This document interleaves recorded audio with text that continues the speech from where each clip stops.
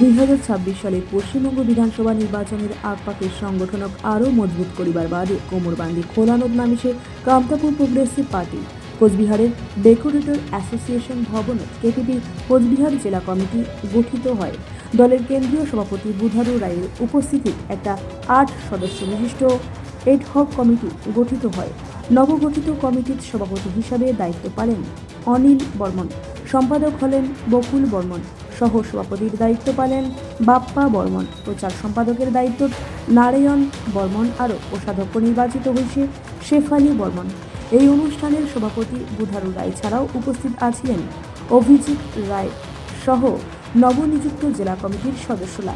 সভাত উঠে আসে সংগঠনের ভবিষ্যৎ পরিকল্পনা আরও রাজনৈতিক রূপরেখার দিক নির্দেশ।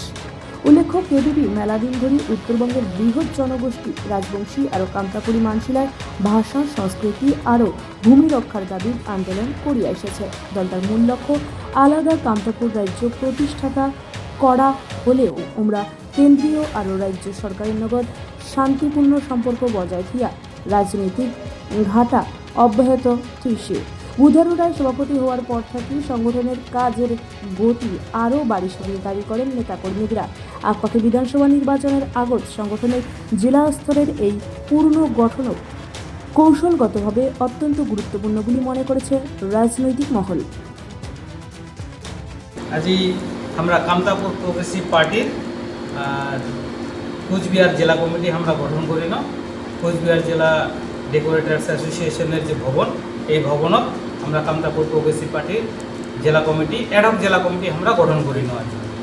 তো এই অ্যাডহক জেলা কমিটির আমরা সভাপতি হিসাবে পানো মানে অনিল বর্মনক, সেক্রেটারি হিসাবে পানো বকুল বর্মনক, সহসভাপতি হিসাবে পানো আমরা বাপ্পা বর্মন, প্রচার মারিয়া হিসেবে পানো নারায়ণ বর্মন এবং ক্যাশিয়ার হিসেবে পানো আমরা শেফালি বর্মন এবং অফিস সেক্রেটারি হিসেবে পানো আমরা অমিলা বর্মন এবং তার সাথে সাথে দুজন সদস্য শেফালি রায় কার্জি এবং ভগীরথ রায় কার্জি আমরা সদস্য হিসেবে পানো।